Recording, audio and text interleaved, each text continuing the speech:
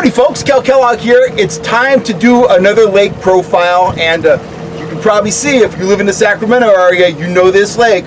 We are out on Folsom Reservoir, Folsom Lake. It is a lake we all love to hate.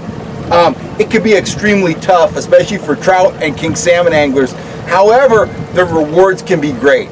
We'll talk a little bit about the species more in depth in a second, but there's king salmon in here and there's rainbow trout in here. Those are the notable species for cold water trollers. Of course, it's a fantastic bass fishery. I'll touch on that a bit. And it's a great sleeper channel catfish lake, and that's very interesting. Not a lot of guys are doing that. I'll tell you how to catch those. And it's very unique. But let's start off with the trout and the kings. First of all, king salmon, they have a spawning population here. They're spawning in the American River. You're going to catch kings out here anywhere from 14 inches to 7 pounds. My personal best, I didn't weigh it. It was 27.5 inches, totally random. I've never caught more than 2 kings on a trip out here. So, you know, typical Folsom, the fish can be very nice, but it's hard to do numbers, and it's hard, you know, it's hard to put together a limit. On the rainbow trout side, there's really 2 kinds of rainbows in Folsom. There are the planter rainbows. Some of them die, some of them are caught, some of them survive. There's also a population of American River steelhead that were impounded when they built the dam in the 50s. They still spawn in the tributaries, and when you get one on your line, those fish will range up to about 5 pounds. There's no mistaking them. They're chrome, they're insane when they fight, they jump, they've got square tails, they don't look like the other rainbows. So those are, you know, native American River steelhead that are living in the reservoir. Pond smelt, that fuels this fishery for all the species. Whether we're talking about, it's like I got a phone call, let me get rid of this guy. Pond smelt fuel this fishery. It's Mark Fong. If you read the Fish Sniffer, he's probably calling me with an article. Anyway, pond smelt fuel this fishery for everything. Catfish, crappie, there are a few crappie out here, trout, salmon, everything feeds on pond smelt. So, and that leads us into our trout lures. Whenever I get out here on Folsom, I start off aggressive, and I start off with some very basic lures. The large 1/4 ounce speedy shiners, they're fantastic. It's a great big fish lure. You want to troll these all the way up to 4 miles an hour, not much below 2.5 miles an hour. The other lure is the smaller version of the same lure, the 1/6 ounce, 2.5 to 3.5. Copper is great, silver tones are great. Copper is surprisingly good out here. I don't know why, but I've caught a lot of nice fish on copper speedies. The third hardware type lure is your 1/2 ounce humdinger in the bait fish colors. The Captain America, the shad patterns, my favorite, you know, the chrome and blue. Those all work. They don't work every day, but that's what you want to be using when you're trolling aggressive. In the winter time, if fish are up closer to the surface, sometimes I'll top line a Yozuri El Minnow. Pattern doesn't seem to matter that much. Rainbow trout pattern's good, chromes are good, but start off fast trolling, give that an hour or two, see if you can pick up fish. You know, I'm looking at the sonar unit at the Humminbird right behind West now. It's lit up with fish, very common at Folsom. There's fish, there's bait, but a lot of times they don't bite. That's why we get frustrated out here.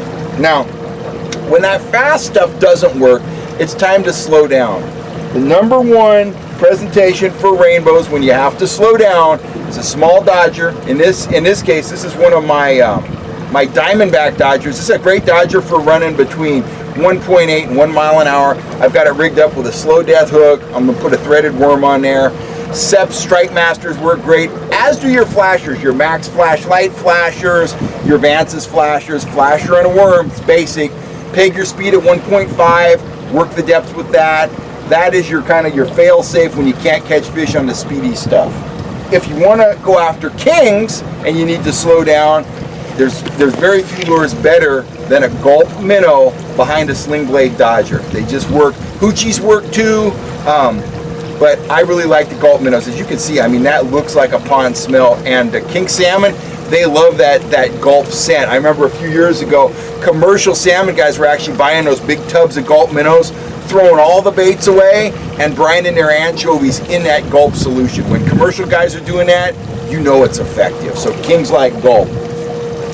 If you find marks on structure out here and you want to stop trolling, you think you're seeing kings or you're seeing bass, sometimes rainbows, don't be afraid to drop a P-line laser minnow down jig that vertically. Color doesn't matter. This is like a rainbow pattern one. It could be all lead colored. Color doesn't matter. It's a reaction strike.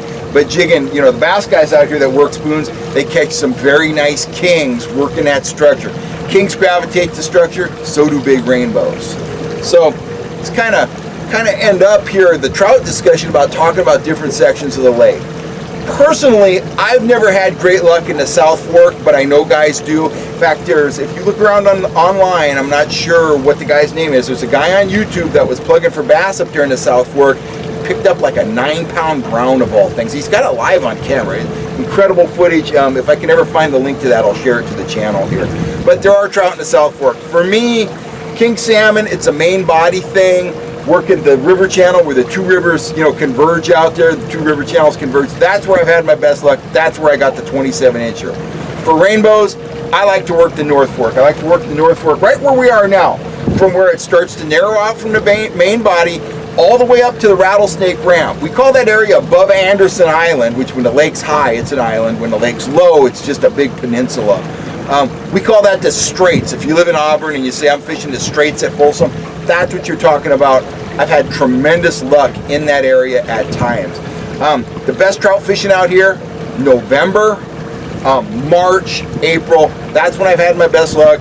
Dead of winter, you can come out here and drift minnows under a slip bobber, and you can do very well on trout. Anchor the boat, work the clay banks, work anywhere from 10 to 20 feet deep.